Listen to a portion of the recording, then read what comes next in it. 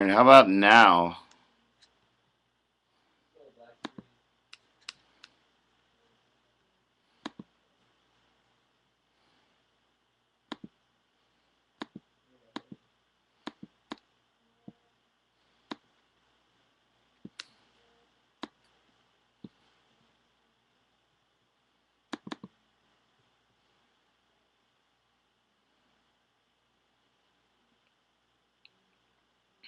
Well, how do?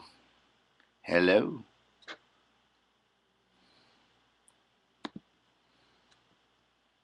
Are we rolling down this road? Is anyone getting a stream? Am I flat brimmed? Are my feet loose? Am I a monster?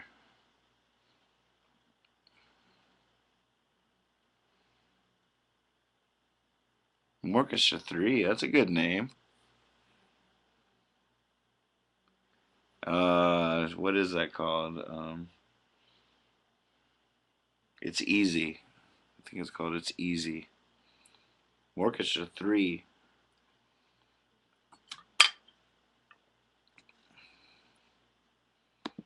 Well, we did not keep up the numbers to really keep us, rocking too hard.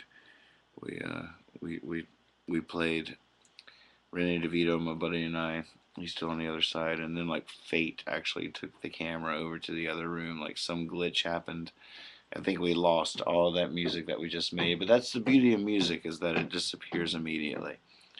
It's if you think of all businesses that you could be in, one thing beautiful about music is that it leaves nothing behind. There's nothing to clean up after music. But there's also nothing to hold on to. There's no dance in the end zone. There's no touchdown. Most people never realize that.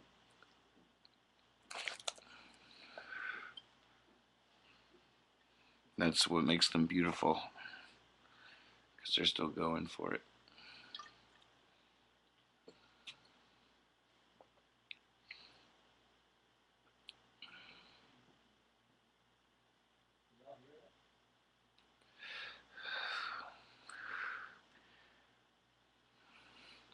I'd like to show you a little something here.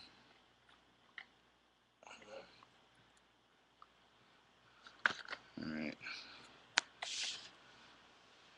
In this box, there are 6 die. Let's see. I might have to pick up the.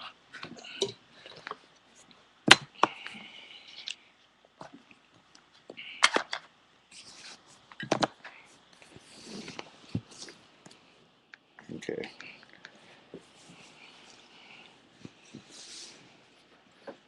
Alright, look, there's a.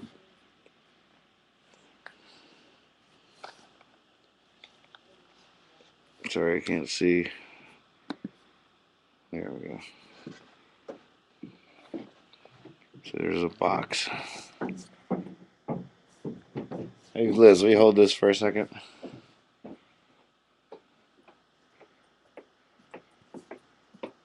There's a box with 6 dice in it.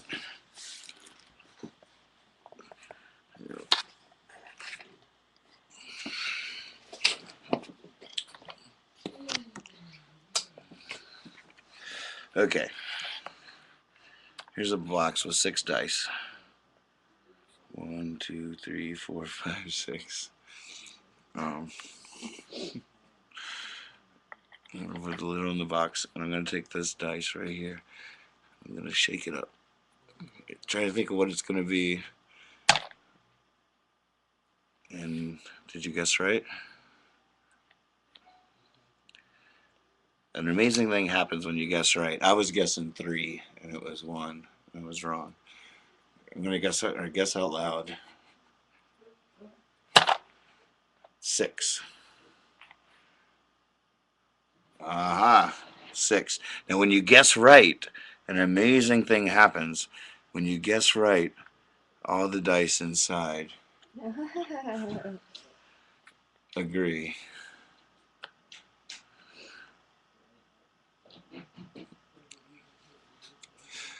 Yeah. You and your magic. You and your magic. Are these guys coming in there? I don't know, should they? What's going on with you guys?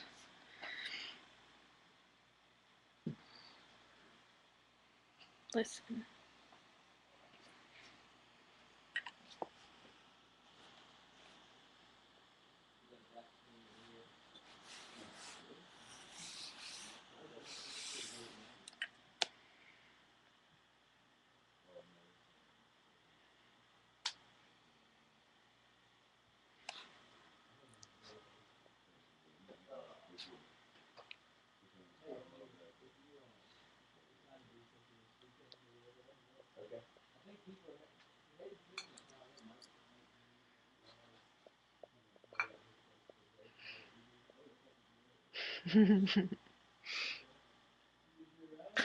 Our whole world's been turned upside down. You're lucky it's just upside down and not inside out as well, because that'd be pretty gross.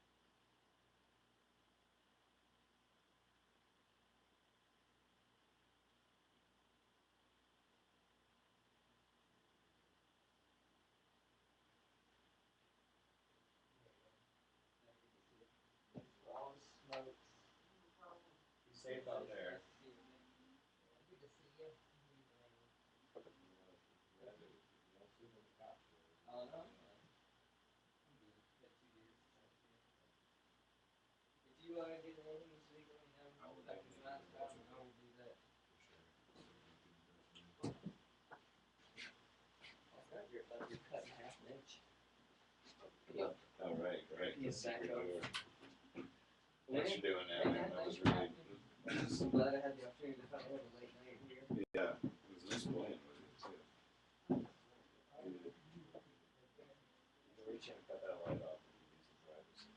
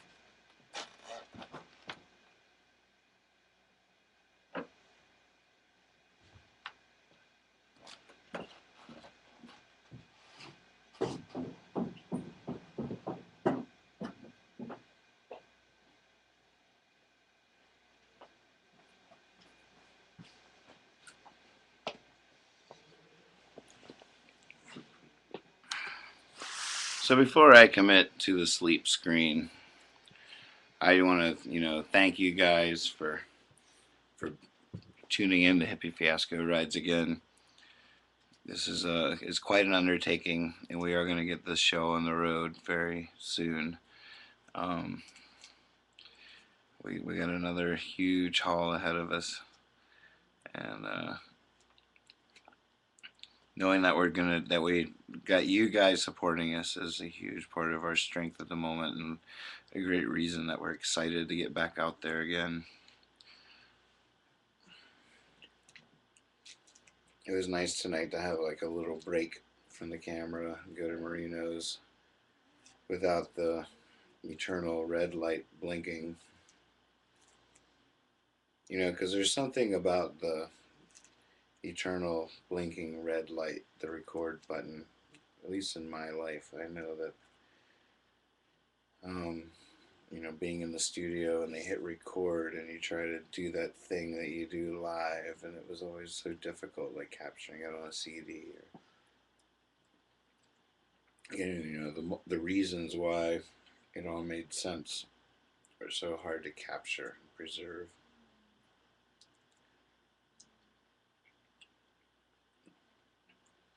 And there's something about that red light that I really do believe it is doomed to fail in, in my life to a certain extent.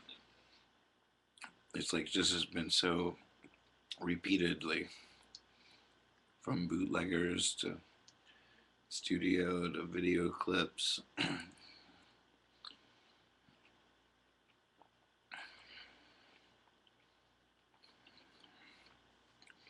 So it's pretty interesting when you think about, like, well, what if we turn that red light on all the time? Are you saying you'll never be beautiful? 4 months, always on. Could it be possible that you'd miss it? Will the wascally wabbit get away? These are the questions we're asking ourselves here every day at Hippie Fiasco Rides Again.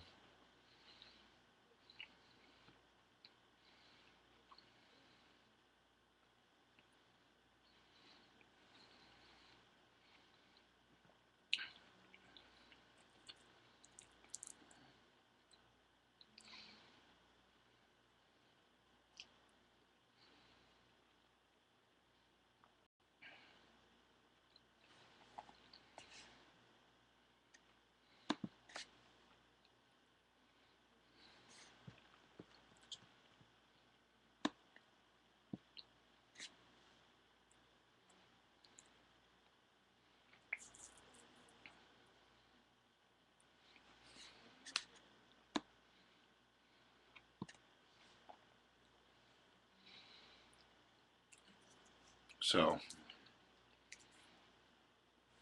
I'm just saying that I went upstairs to make something to eat, and I thought about you guys, and I couldn't just like leave the camera pointed at the sweet sleep sign without honoring you guys and bidding you a good night.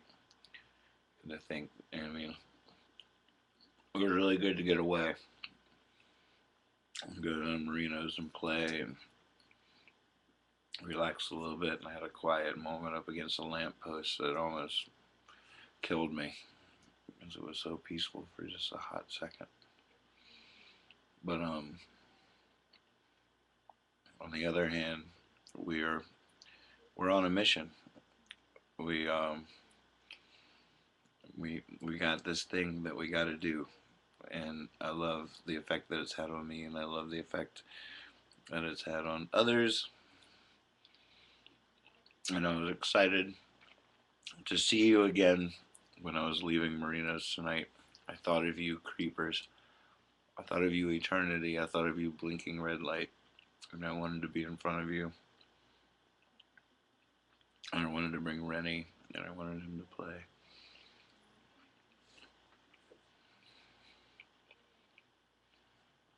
So take that.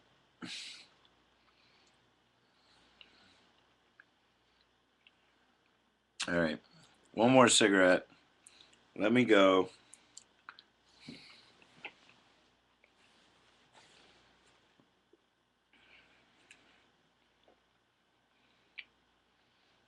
do with that thing?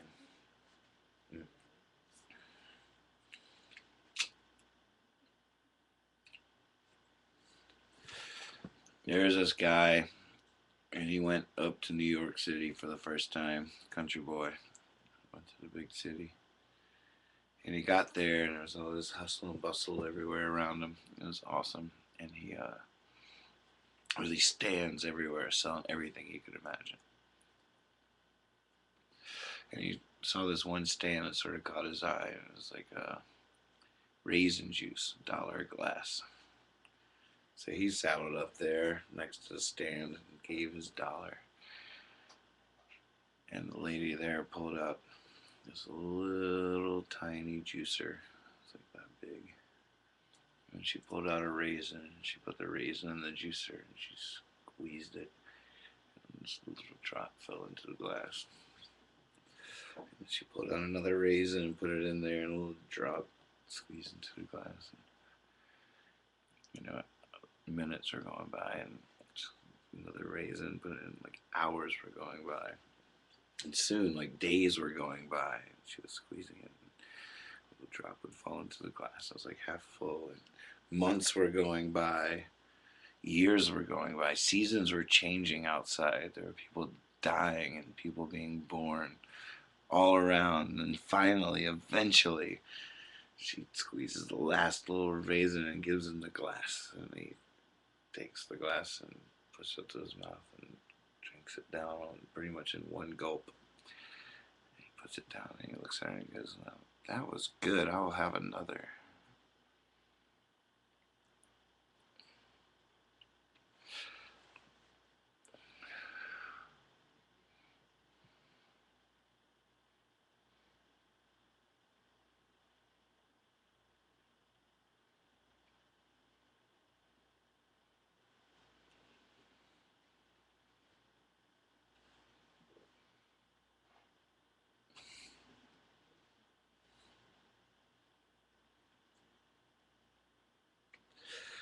Have I ever told you guys the story of Hippie Fiasco? Hippie Fiasco. Oh yeah. Since the beginning of time. And then there was like the beginning of man. For thousands of years, we were animals, apes, and so forth.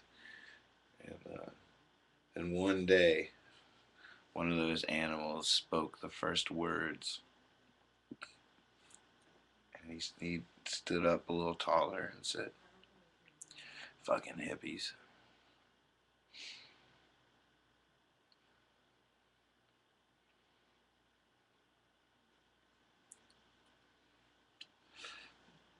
I actually need some help on the myth of Hippie Fiasco. Hippie Fiasco, in all honesty, that was like the beginning of consciousness there, and but then after there was culture, there was this nomadic soul who was inspired by God knows what, like to travel around and plant seeds, Coco Pelli and Woody Guthrie and the Merry Pranksters, Jack Kerouac, and the Grateful Dead, and since the beginning of time, there's been this hippie fiasco.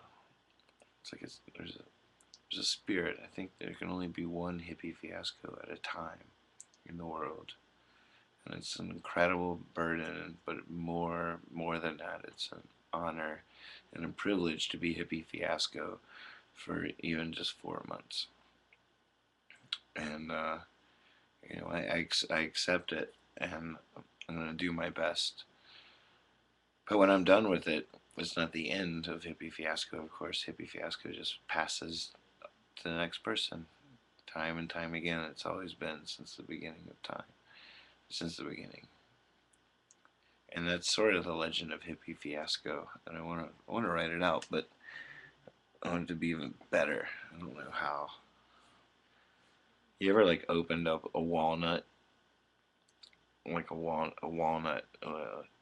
We have around here a lot of walnut trees, and if you open up a walnut, the weird thing is that it's like this shell, and you open it up, and inside the walnut, if you're careful and you open it just right, it really looks like two hemispheres of the human brain.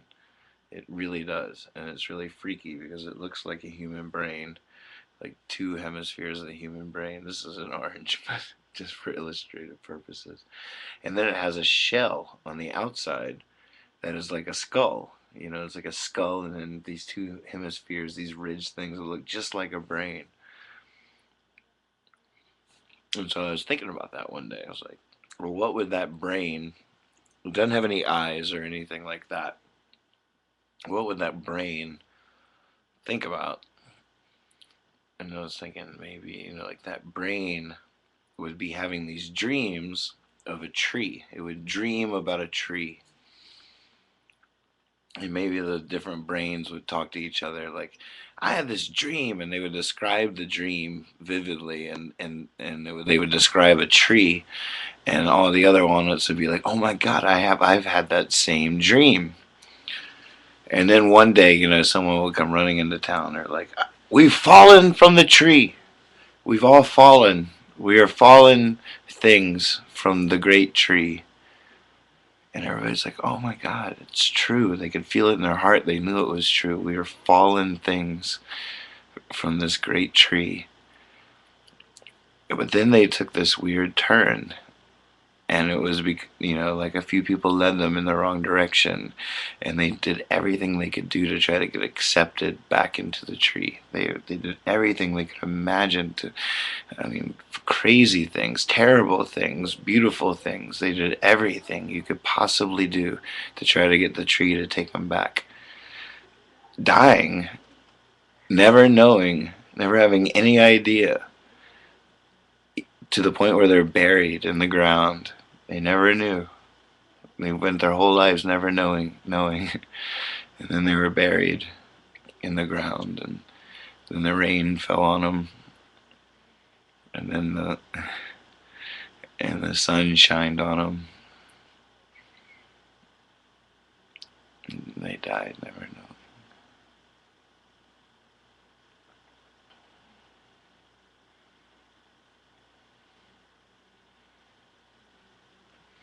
Oh, that's my bedtime story.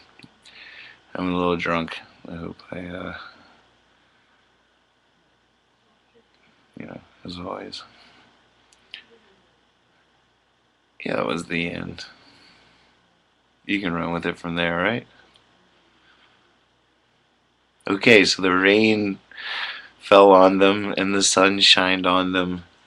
And then one day the little sprout came up through the sidewalk.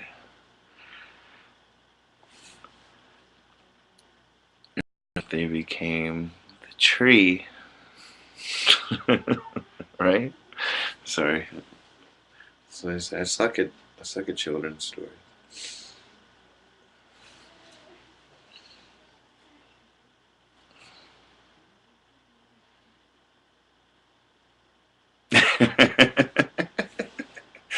Well, yeah, of course.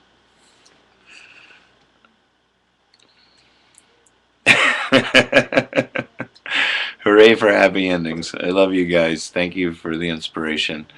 I just hope that, no, I know. I already know.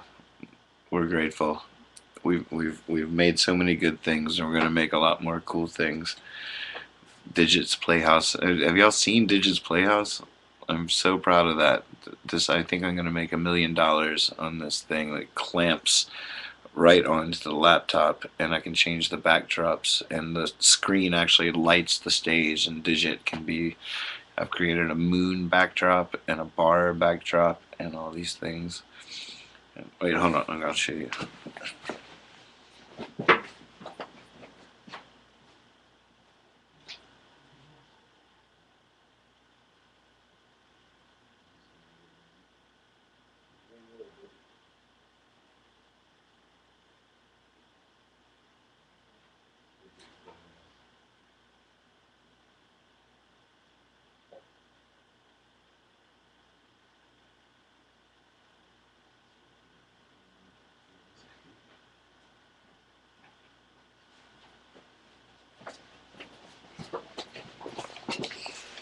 Okay, this is it.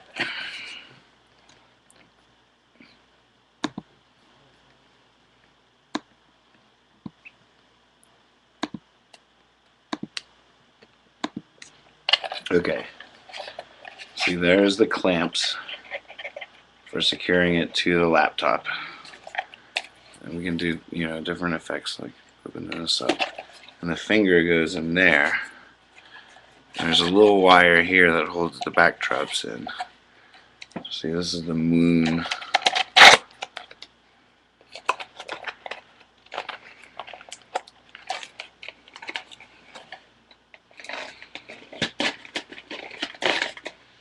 And there's another backdrop. Oh, you flip it over, and there's another backdrop on the other side. Now check it out. Now I clamp it onto the laptop.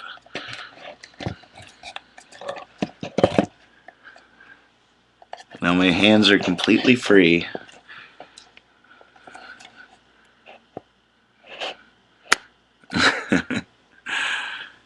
There it is. And then my hands are completely. Here he is, ladies and gentlemen. Digit the midget. There you go.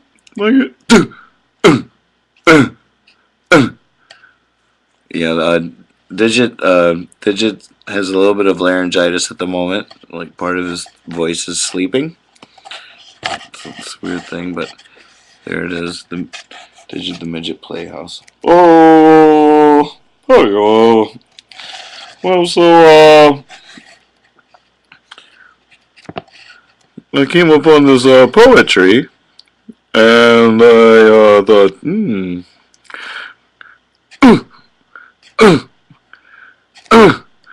give me some fruit.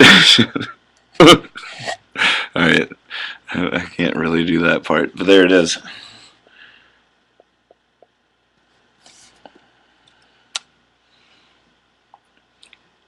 That's all I was like, ooh, look at that.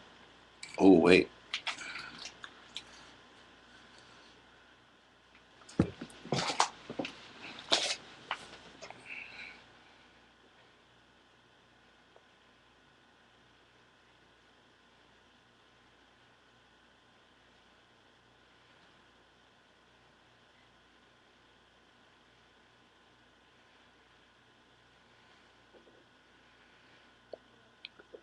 I could do a shadow man in the moon. All right, maybe I'll leave you here. Um, I need something in there that will mark time, though. Something to mark time. Something saying no.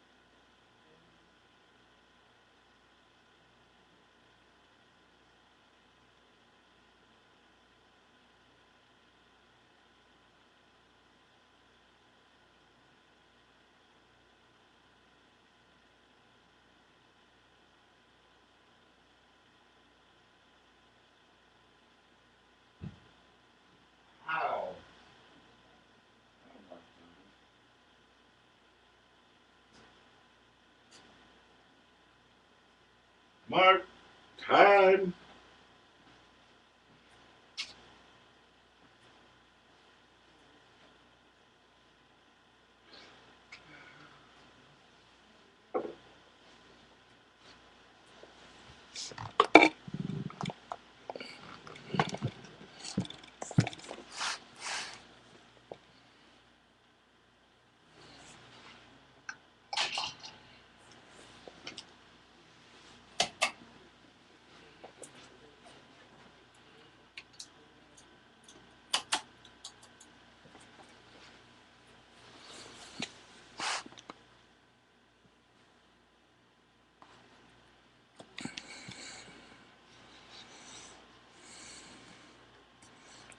Night, Melinda.